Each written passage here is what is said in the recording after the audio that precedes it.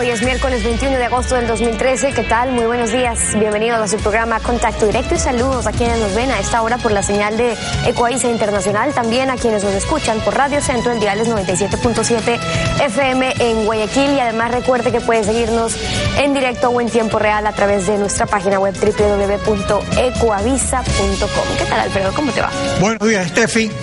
Buenos días con todos. Hoy son nuestros invitados Andrés Páez, Antonio Pozo e Inés Manzano. Con Andrés Páez, asambleísta del movimiento Creo y denunciante del caso Dusac. El fiscal general pide a la Corte Nacional de Justicia fijar día y hora para formular cargos por el presunto delito de peculado en el caso Dusac-Cofiec.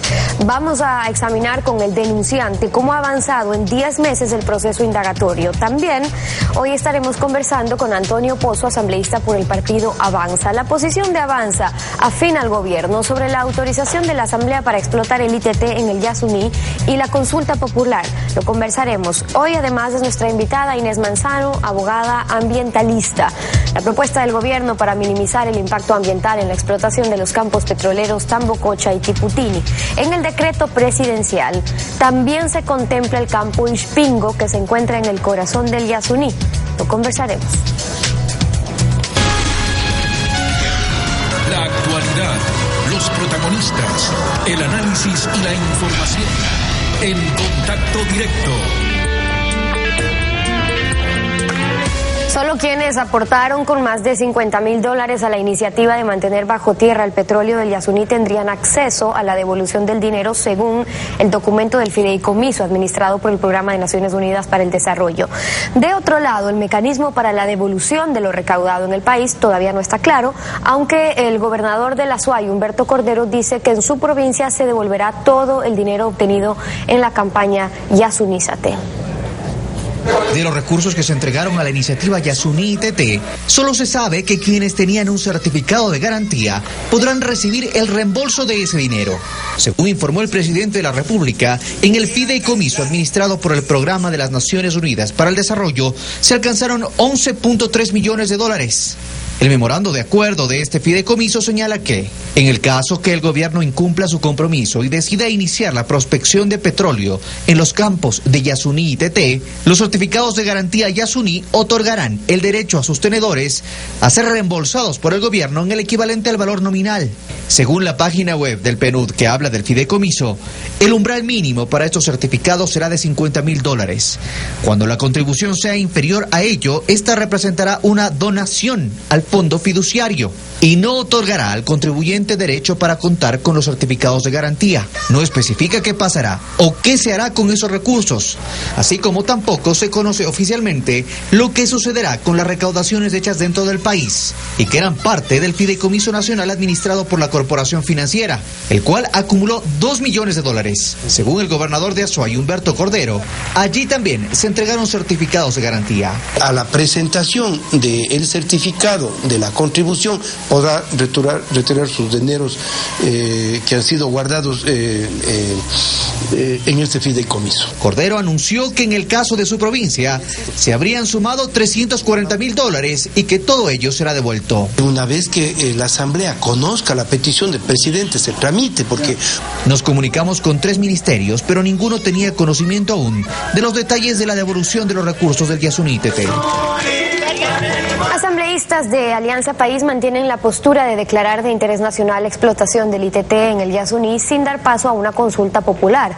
Aliados del oficialismo con apoyo, mientras legisladores de PSC, Madera de Guerrero, creen que la Asamblea sí debe dar paso a la consulta.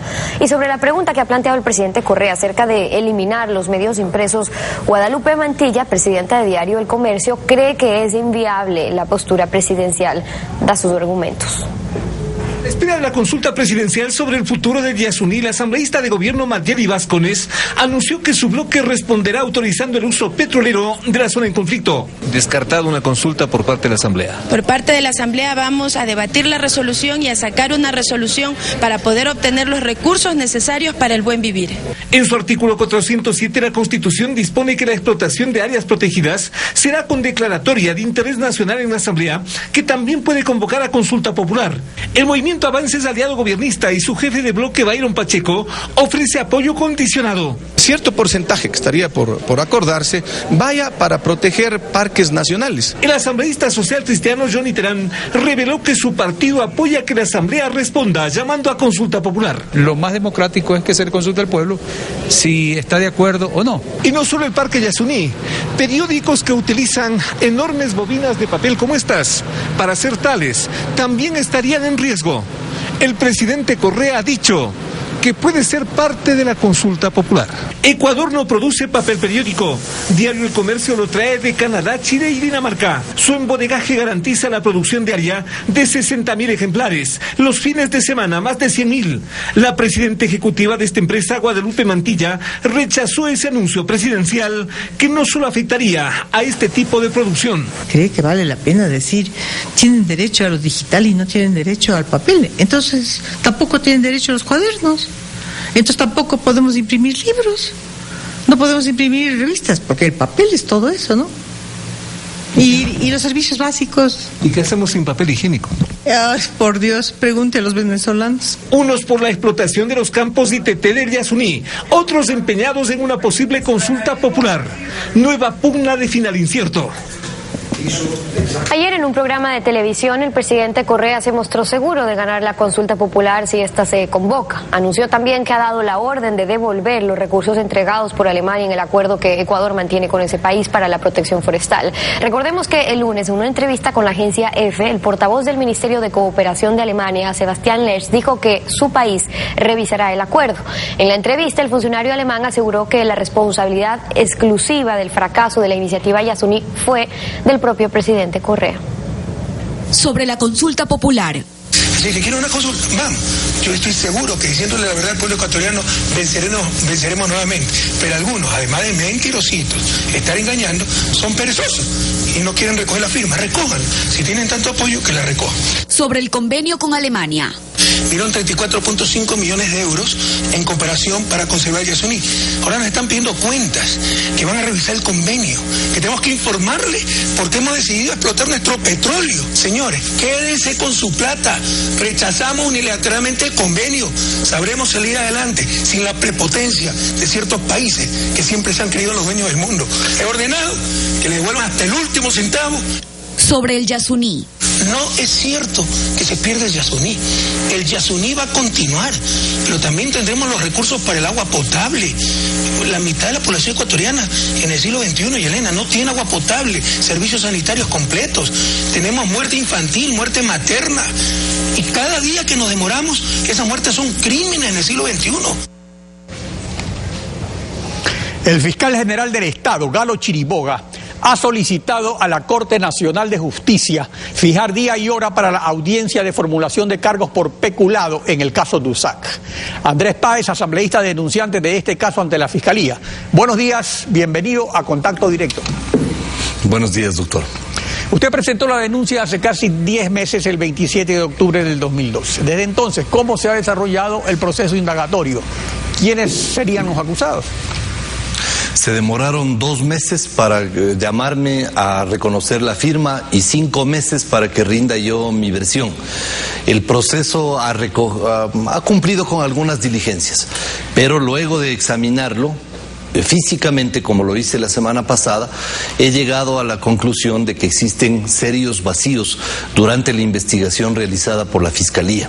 Y en efecto, eso se refleja en el pedido de audiencia para formulación de cargos que realiza la Fiscalía y que está aquí en mis manos. Documento que está ahí bajo 7 llaves en la Corte Nacional y que seguramente no querían que se conozca su contenido, porque este documento tiene un gravísimo hecho que los ecuatorianos deben conocer. Aquí se llama o se solicita audiencia para formular cargos en contra de todo el mundo, excepto de Gastón Dusac, es decir, el beneficiario del cargo, del préstamo, el beneficiario del dinero, el que solicitó el préstamo. Él no está en el pedido de formulación de cargos. A ver, pero ¿a qué se debe? Fiscal. esta omisión? Porque hay un informe del superintendente de bancos que determinó crédito vinculado, el caso se llama DUSAC y resulta que DUSAC no está involucrado.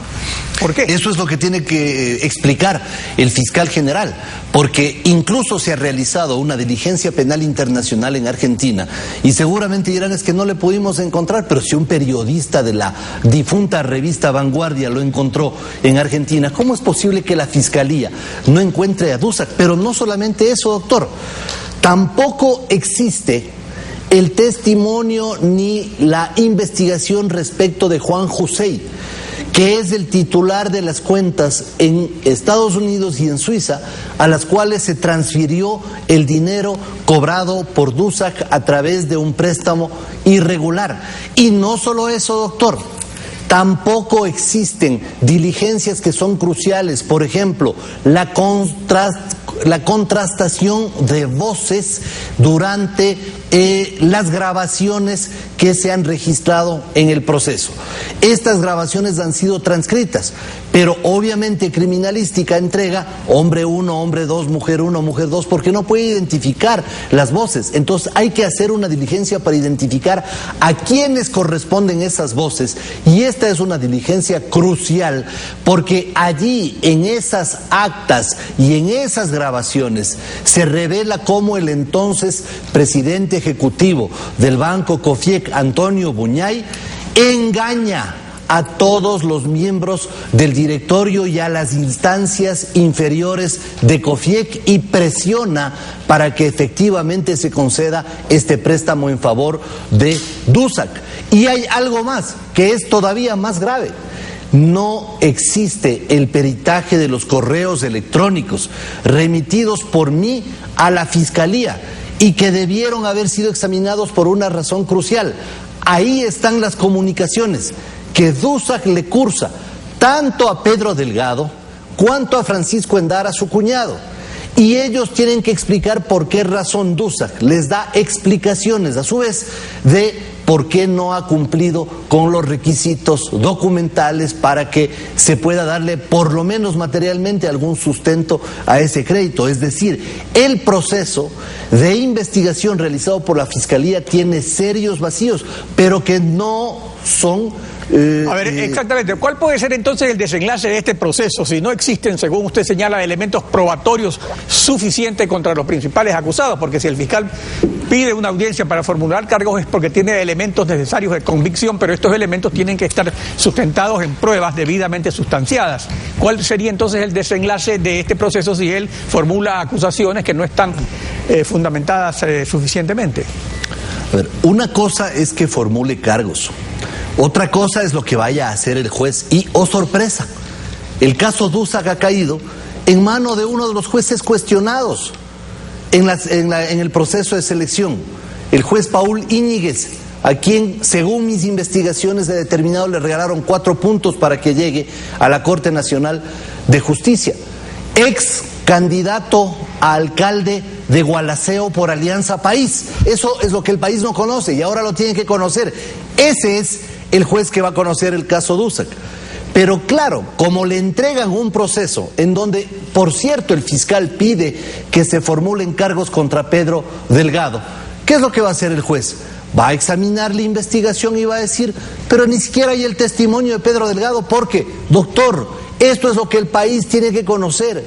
Aquí se le pide la formulación de cargos a Pedro Delgado, pero no se ha recibido la versión de Pedro Delgado, no se ha hecho absolutamente nada para conseguir que Pedro Delgado rinda su versión de este proceso. Solamente se le dejó escapar por parte de la Fiscalía.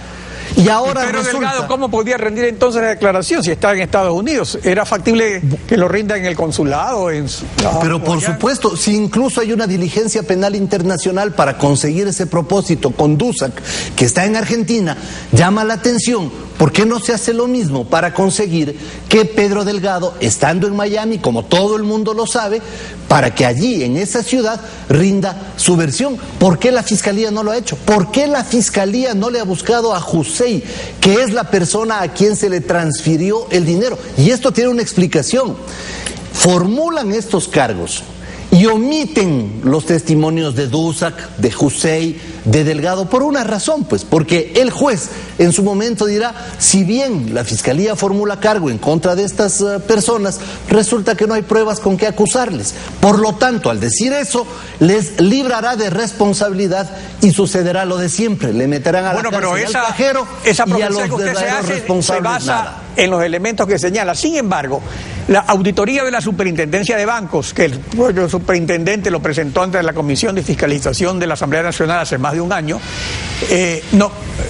ya hace 11 meses, todavía no cumple año, establece o no que hubo crédito vinculado, porque eso es importante. O sea, la auditoría sí constituye prueba.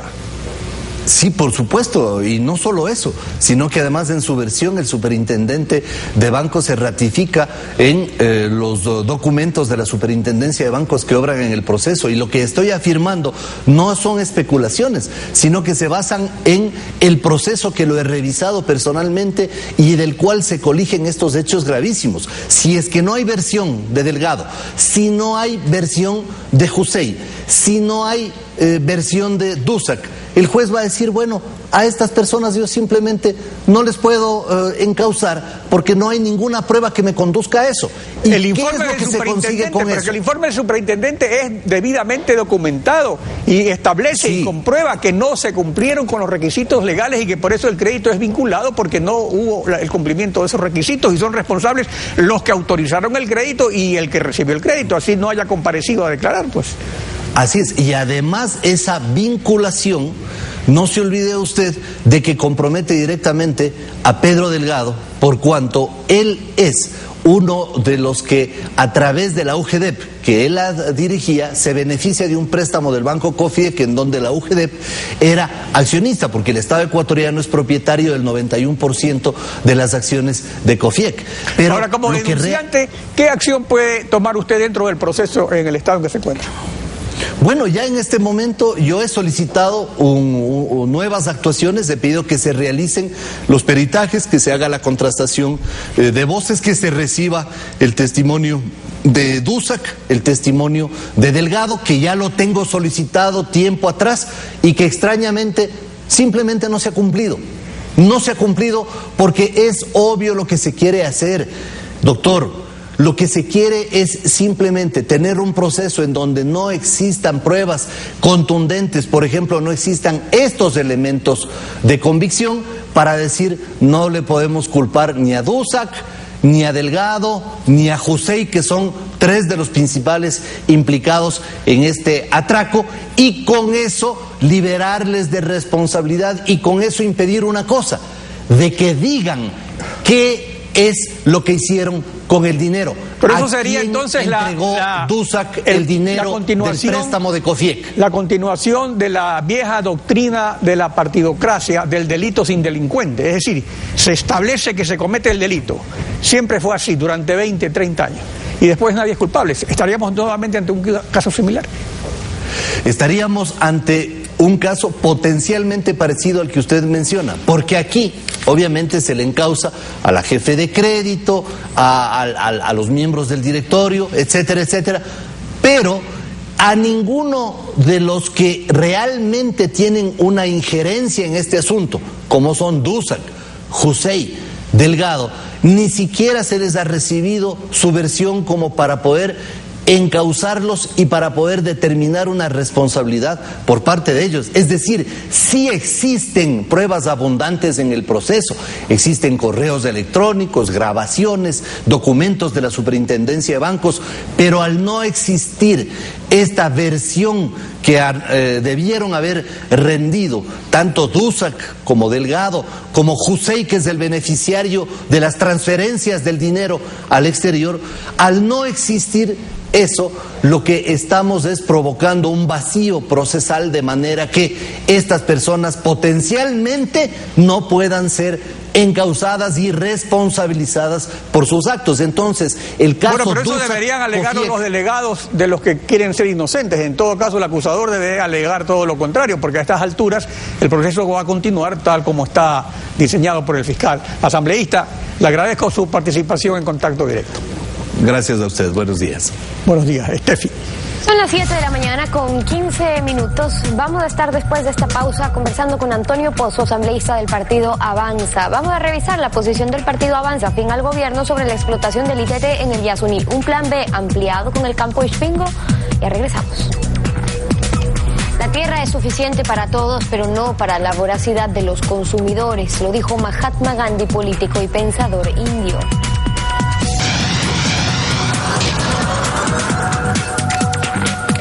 Son las 7:19 en Contacto Directo. Antonio Pozo, asambleísta por el partido Avanza, miembro de la Comisión de Relaciones Internacionales. Bienvenido, gracias por estar con nosotros. Muy buenos días, un privilegio para mí compartir este diálogo con usted. ¿Cuál es la posición asambleísta del partido Avanza? ¿Están a favor de la explotación o no del ITT en el Yasuní? Mire, yo creo que en este tema, primeramente, nosotros vamos a coincidir tanto con el presidente de la República como con la colega Marcela Guiñaga, actual vicepresidenta de la Asamblea y ex ministra del Ambiente, en el sentido de que esta medida que se está adoptando, pues realmente es dura, difícil, dolorosa. Marcela Guiñaga ha dicho incluso que estamos decepcionados respecto a lo que está ocurriendo. Sin embargo, el tema, desde nuestro punto de vista, no hay que mirarlo en blanco y negro, como en efecto gran parte de los actores sociales y políticos lo están haciendo, o a favor o en contra de la decisión presidencial. Nosotros consideramos que hay reflexiones mucho más profundas que el país tiene que realizarse.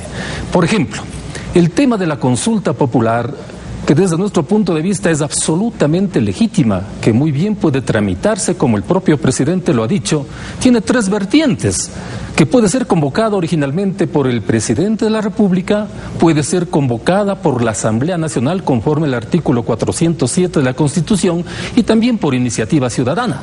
Una consulta en un tema trascendente de esta naturaleza puede ser sumamente importante. Claro, las diferencias es cuál es el camino, como usted bien especifica, que se va a seguir. Pero hay un punto importante, y es que siempre se habló, asambleísta, del plan A y del plan B. Y al B se consideraba el TT, digamos, el Tiputini Tambococha, principalmente porque argumentaban que podían extraer el petróleo sin afectar el parque, pero que Ispingo, dijeron, estaba en pleno corazón del Yasuní. Sin embargo, el decreto 74, que fue el que envió el presidente hace unos días, en su artículo 4 habla en general de la explotación de los campos petroleros en el Parque Nacional Yasuní. No está excluyendo al Ispingo. Escuchemos, para que quede un poco más claro, las siguientes intervenciones.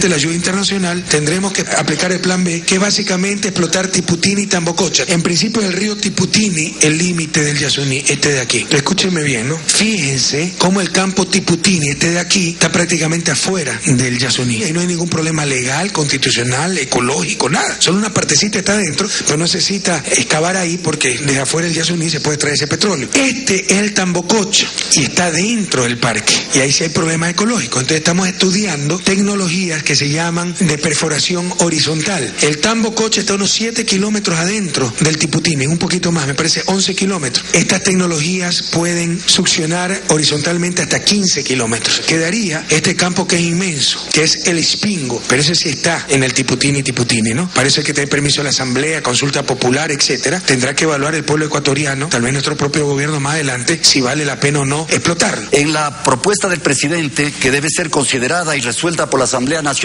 y de ser el caso por una consulta, el plan B consideraba solamente Tiputini, que está fuera del parque, y Tambococha, que está dentro del parque. Ahora se abre la posibilidad de poder trabajar también el yacimiento Ispingo. No se tiene todavía un plan de desarrollo de ese campo. Petroamazonas tendrá que elaborarlo, tendrá que aprobar las autoridades y, de ser el caso, ejecutarlo. Pero efectivamente se abre esta posibilidad. Con eso claro, entonces, asambleístas, si se está abriendo la puerta para explotar el Ispingo, que antes no se había contemplado, con más razón hay que hacer entonces una consulta popular sobre esto. Mire, yo he revisado un libro sumamente importante de Van der Falconie. Se llama la iniciativa ITT Yasuní desde un punto de vista multicriterial. Y él señala incluso que en la reserva ya existen algún grado de explotación petrolera, lamentablemente desde algún tiempo atrás. Sin embargo, Nosotros consideramos que la consulta popular, como ha dicho el propio presidente, es válida, pero hay que tomar una serie de reflexiones sobre la consulta. Primero, ya he dicho, es legítima. Segundo, corre el peligro de partidizarse. Recordemos que estamos a puertas de un proceso electoral. Con este motivo, adicionalmente, yo veo que viejos elementos de la partidocracia ya en desuso como que están resucitando, volviéndose curiosamente, siendo neoliberales, ahora unos ecologistas. Adicionalmente, el propio presidente de la República puede aprovechar esta coyuntura para subir a la tarima y también aprovechar para el proyecto electoral de febrero del 2014, por favor. Entonces son temas que ameritan una profunda reflexión por parte de todos los ecuatorianos. Y más allá de esa reflexión asambleísta, ¿qué acciones va a tomar Avanza en la Asamblea? Ayer, por ejemplo, conversábamos con Mae Montaño de Creo. Ella decía que como fuerza de oposición van a agotar todas las instancias para que primero la Asamblea, como lo permite el artículo 407, sea la Asamblea quien convoque a una consulta. Ese artículo dice que se prohíbe actividad extractivista de recursos no renovables en áreas protegidas y en zonas declaradas intangibles, incluida la explotación forestal. Y excepcionalmente esos recursos podrán explotar a petición fundamental del presidente y previa declaratoria de interés nacional por parte de la Asamblea, que puede convocar a consulta. El otro camino, claro, es recoger el 5% de las firmas. Ellos creen que primero hay que exigir a la Asamblea que convoque una consulta. ¿Usted cuál cree que es el primer paso? Yo había señalado que hay 3 opciones para la consulta. La puede convocar el presidente, la puede convocar la Asamblea. Las opciones están claras, pero ustedes, ¿por qué camino está Avanza? Nosotros consideramos que es importante que se realice una consulta popular sobre este tema. El mecanismo original, quien lo haga no importa. Lo fundamental es que a través de este mecanismo podamos debatir en el país un problema tan trascendente como es este ícono que tenemos del Yasuní. Recordemos que por la defensa de los toros y los gallos ya se hizo una consulta, no se diga por un tema de tanta importancia para la vida de los ecuatorianos.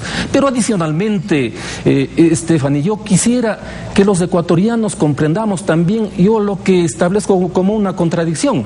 El 24 de mayo pasado, en la posesión del presidente de la República, se señaló el desarrollo humano sustentable que está viviendo el país, y yo coincido con aquellas cifras importantes de que han bajado los niveles de pobreza, han bajado los estándares del desempleo, tenemos un crecimiento económico realmente sostenido, la inversión en áreas sociales y productivas y estratégicas son sumamente valiosas. Entonces no estamos, desde nuestro punto de vista, viviendo pues aquí una hambruna, una situación dramática, una crisis verdaderamente terrible que nos permita pues tomar esta decisión dura, dolorosa, como se ha señalado. Ojalá, desde nuestro punto de vista, el propio presidente de la República pueda rever esta decisión. Es más, decir, yo que lo pediría. ¿Ustedes creen que la situación actualmente no es tan grave como para que sea inevitable explotar, asambleísta? Yo hacía énfasis en que la Constitución dice que excepcionalmente esos recursos se pueden explotar,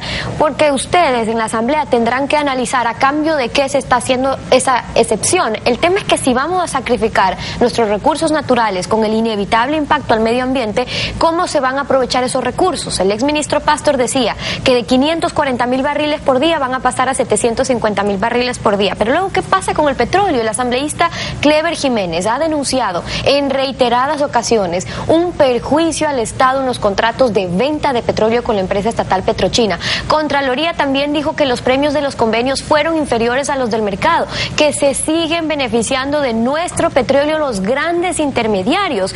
Eso los asambleístas tienen que fiscalizar, indagar, darle respuesta a la ciudadanía.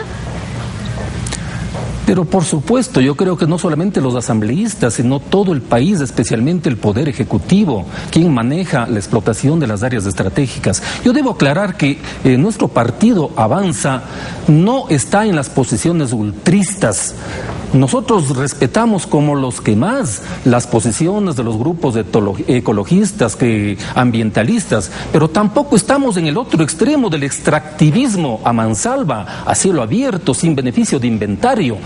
Al país y sus recursos naturales hay que aprovecharlo, por supuesto, pero desde un punto de vista sustentable. ¿Qué significa esto? Que existe un aprovechamiento de esta riqueza en armonía entre el crecimiento económico y la defensa del medio ambiente.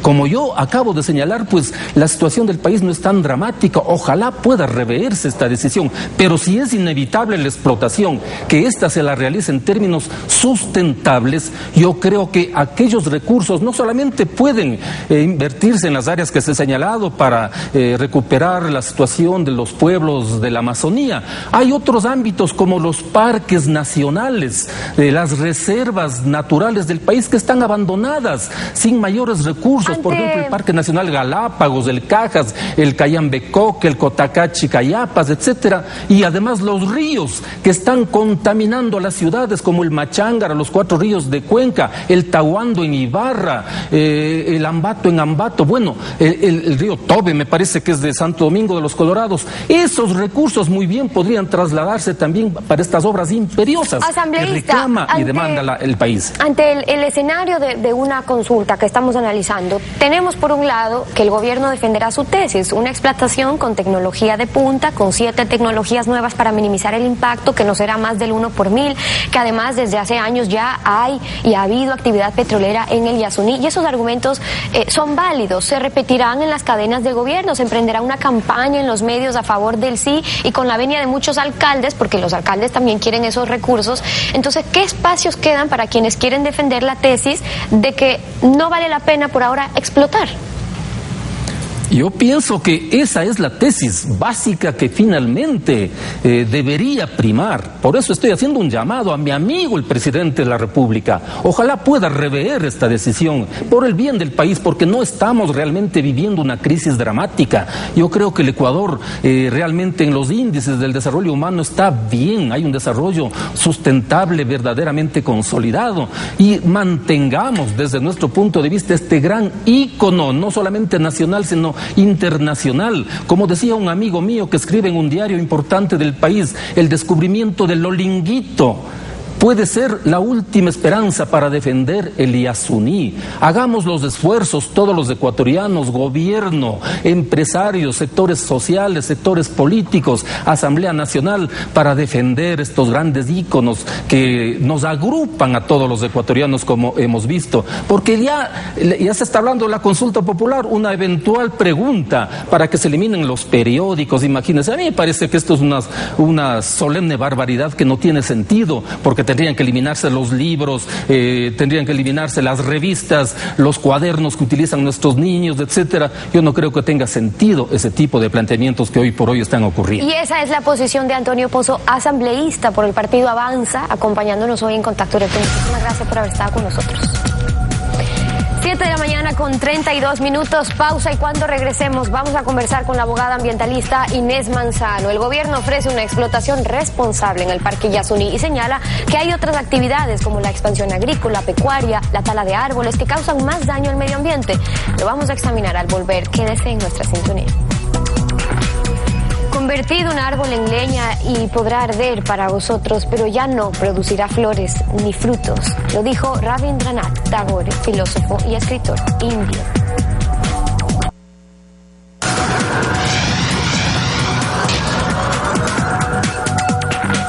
Inés Manzano, abogada ambientalista, ex candidata a vicepresidente de la República por Suma.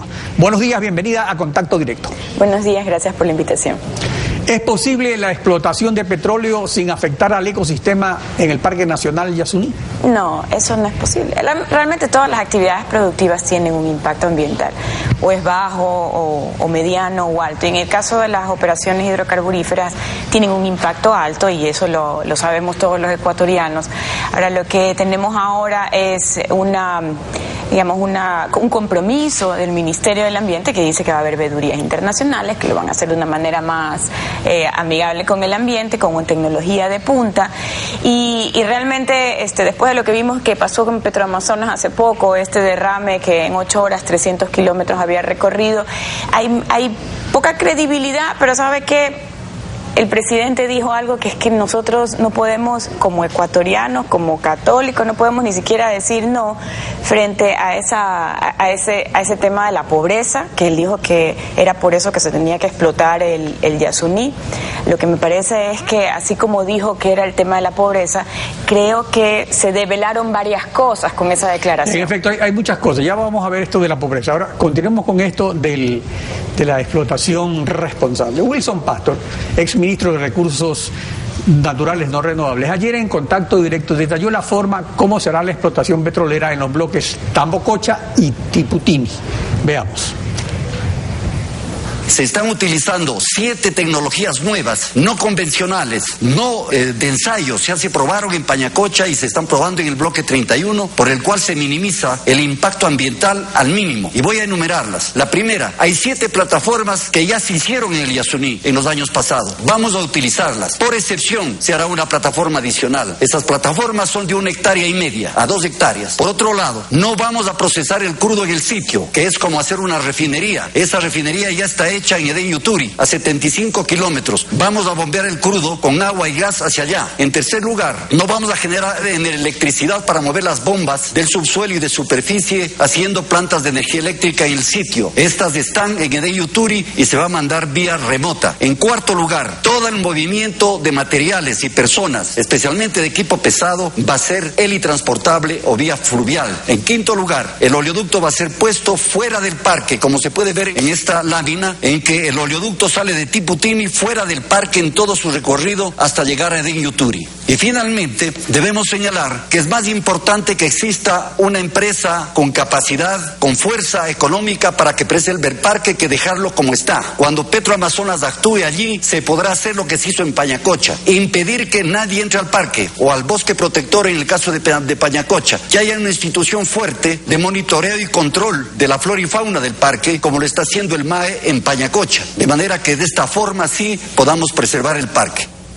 Wilson Pastor se refiere a las plataformas, a la refinería para separar el crudo del agua sedimentaria, a la planta eléctrica, a la transportación aérea y fluvial sin carreteras, al oleoducto fuera del parque y a la presencia de una empresa estatal que cuide el parque. Brevemente, ¿cuál es su opinión sobre este panorama? Bueno, él ha dicho que si usted ve, todo lo va a trasladar a Edén Yuturi. Entonces está poniendo un alto impacto hacia Edén Yuturi, que tiene, digamos, analizado su riesgo ambiental para lo que tiene actualmente, no para lo que va a tener en el futuro. Entonces hay que hacer un ojo acerca de Edén Yuturi. Y adicionalmente, algo que se les ha escapado es que la mayoría de los residuos, de los lodos industriales que tienen estas operaciones, en el caso de Edén Yuturi, adivina dónde van a parar, al horno de Holcim en Guayaquil. Entonces tienen que hacer un camino que va desde la Amazonía al norte hasta el Golfo de Guayaquil, o sea, donde está asentado Holcim con su horno.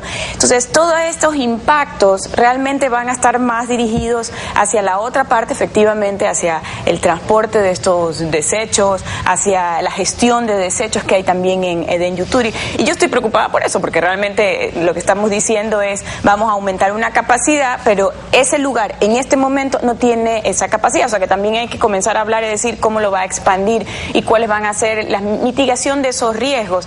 Adicionalmente, yo no sé cómo es que alguien puede decir que hemos controlado la entrada a un parque que tiene casi 1 millón de hectáreas. Y eso no es verdad. Tanto así que si usted ve en el margen del límite del Yasuní al lado oeste, usted sabe que ahí ya hasta se ha declarado varias veces que hay tala ilegal, o sea que entran, salen con nuestros propios recursos naturales. Entonces, eso creo que es una aseveración que él no puede asegurarla en ningún bloque, de hecho, que están dentro del Parque Nacional, porque el Parque Nacional está como, digamos, cuadriculado, lleno de estos bloques. Se ha podido... Claro, pero aquí también hay otro problema. En efecto, todo se traslada a Edén Yuturi, en efecto, ahí eso no está preparado para esta sobrecarga que va a tener. Eso además tiene un costo que va a incidir en las utilidades, pero sin embargo aquí hay un problema más importante. El actual plan B del cual se está hablando no es el que originalmente se planteó. Veamos lo que el ministro Pastor indicó ayer aquí en Contacto Directo.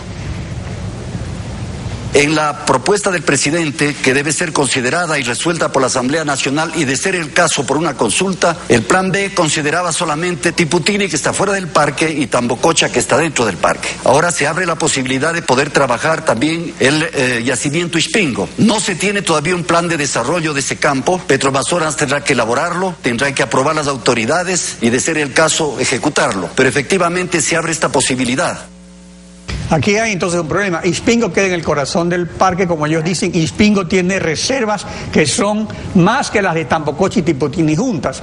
Entonces, si esto tiene que resolverlo la Asamblea, ¿cree usted que la Asamblea debería autorizar solo el plan B original, es decir, las 2T y no Ispingo, o qué pasaría? A ver, primero, acuérdense que el decreto es del 15 de agosto, el decreto 74, y le dio 5 días para ver la viabilidad también al Ministerio del Ambiente. Y en la viabilidad pues van a tener que sincerarse también al Ministerio de Justicia, porque Ispingo no solamente que está dentro del parque, o sea, mucho más adentrado, sino que está también dentro de la zona intangible. Y esa zona intangible se crea precisamente para la protección de estos pueblos no contactados.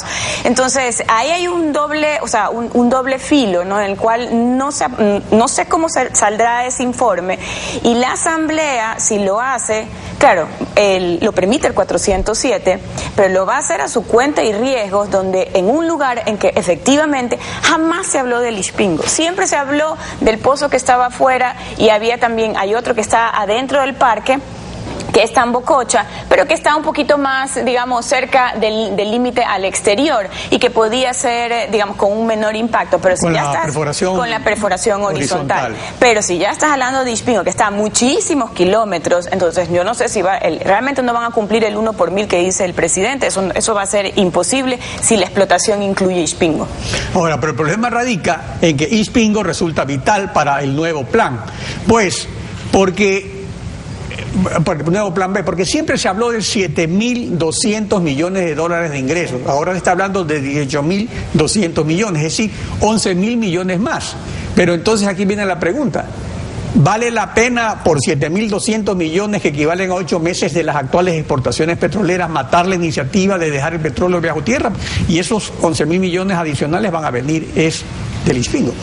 A ver, el presidente sabía desde el año pasado, en junio del 2012, él acude a Río más 20, que es una reunión que se hizo en Brasil con Naciones Unidas, fue con su iniciativa ITT y dice: yo voy a sacrificar los 14.000 millones. O sea, él ya sabía en junio del 2012 que eran 14.000 millones. Ya no está, eso era como que nos iba anunciando lo que iba a pasar.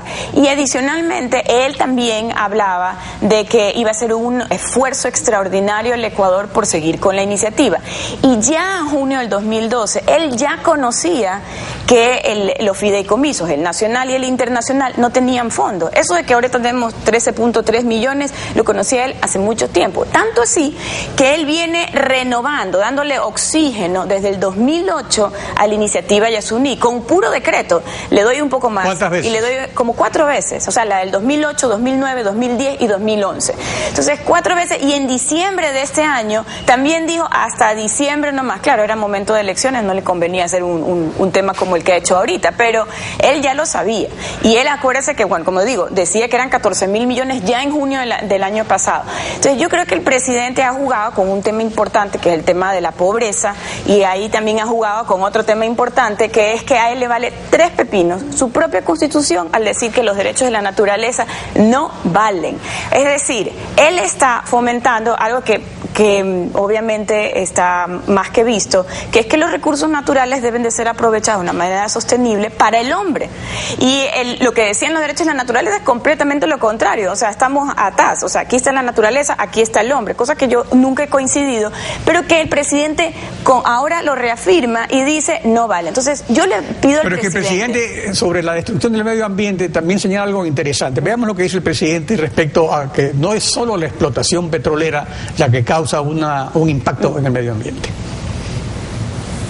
Nuestra agua dulce se está destruyendo, no por la minería, como dicen ciertos falsarios, sino por la falta de sistemas de aguas servidas en nuestras ciudades. La selva también se está destruyendo, pero por la expansión de la frontera agrícola y pecuaria, especialmente en Amazonía, y para evitar lo cual se requieren fuentes alternativas de empleo e ingreso. Y la pobreza también atenta contra la Pachamama, con la sobreexplotación de suelos, la tala indiscriminada de bosques, la contaminación de nuestros ríos por falta de servicios adecuados. Probablemente todo lo que utilizaremos en el Yasuní para sacar el petróleo es lo que se va en 2 días de deforestación ilegal que está sucediendo en este momento en nuestra selva amazónica.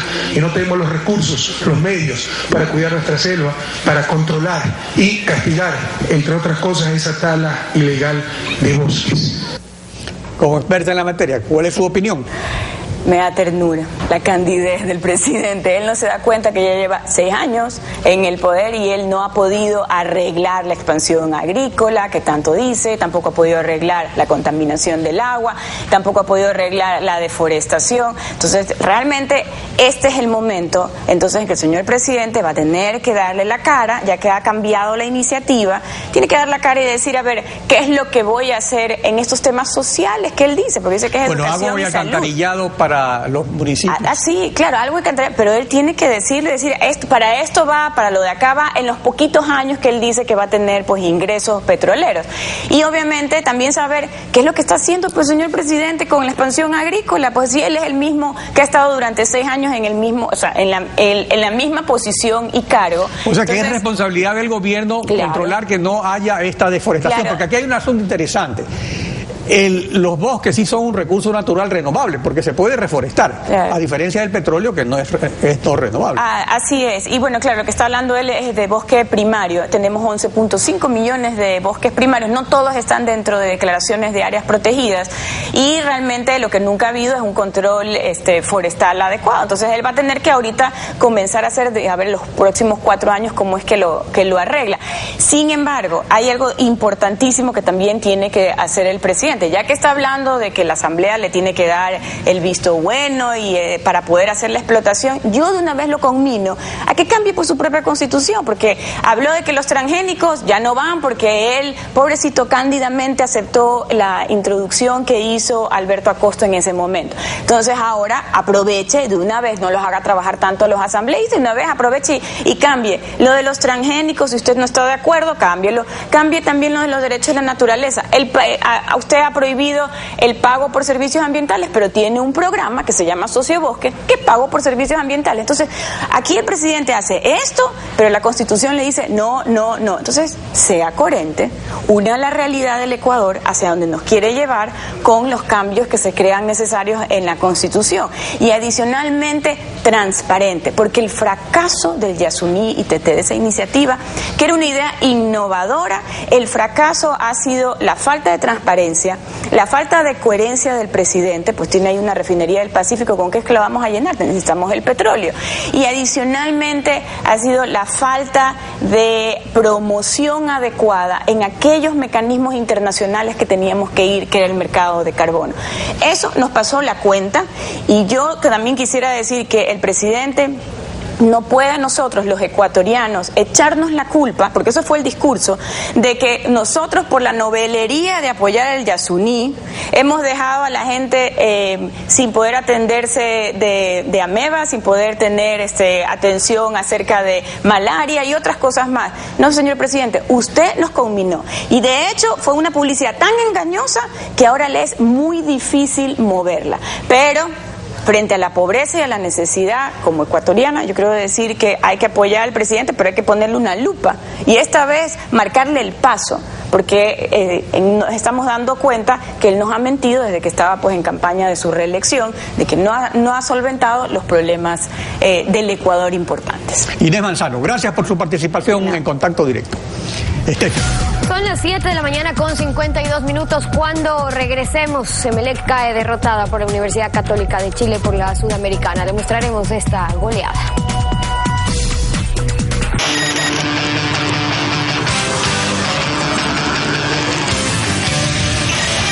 Los deportes en Contacto Directo llegan gracias a cada $50 de depósito podrás participar en el sorteo y acompañar a tu tricolor querida a los próximos 2 partidos contra Colombia y Bolivia. Próximo sorteo 27 de agosto. Banco de Guayaquil, sólidamente a su lado.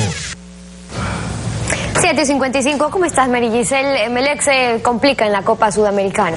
Así es, muy buenos días, Steffi. Ayer en Chile, en el Estadio San Carlos de Apoquindo, la Universidad Católica, en duelo por la ida de la segunda fase de la Copa Sudamericana, se enfrentó con el Club Sport Emelec, el cual recibió 4 goles y lo dejó al borde de la eliminación de la Sudamericana. Veamos la nota.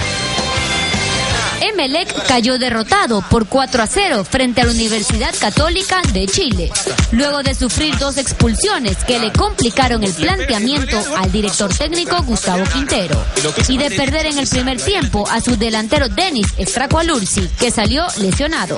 El primer gol de Fernando Meneses llegó al minuto 27. Luego de este gol llegarían las expulsiones de John Narváez y Osvaldo Lastra. Al minuto 45, Cristian Álvarez ponía el 2-0 y así terminaría el primer tiempo. Al minuto 65 y 90 llegarían las anotaciones de Nicolás Castillo y Matías Jadue. Con este resultado, Emelec espera la visita de Universidad Católica en el Estadio Capuel el próximo 27 de agosto, y así ver cuál será el rival de Sao Paulo en la siguiente fase. Y en Liga la situación también es problemática, pero no por plata, aunque el equipo no tiene problemas económicos, ya casi queda sin opciones de llegar al título de la presente temporada. Cerca de terminar el 8º mes del año y Edgardo Bauza, técnico de Liga, sigue buscando el equipo ideal.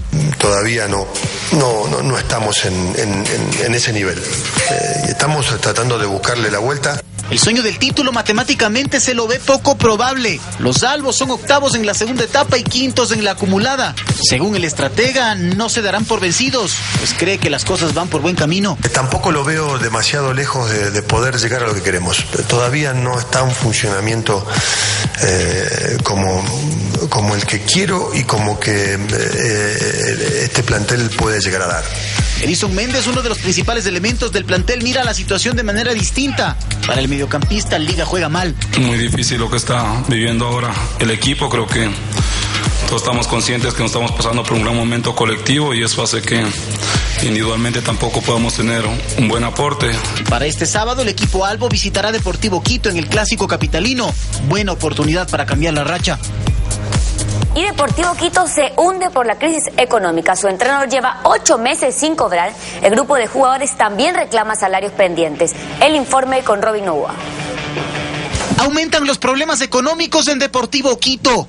Rubén Darío Insúa confesó que días atrás estuvo a punto de dormir en la calle. Antes de jugar con Universidad Católica, irme a dormir al Parque La Carolina, hubiese sido triste para mí. El responsable técnico del plantel Chuya asumió el cargo desde enero.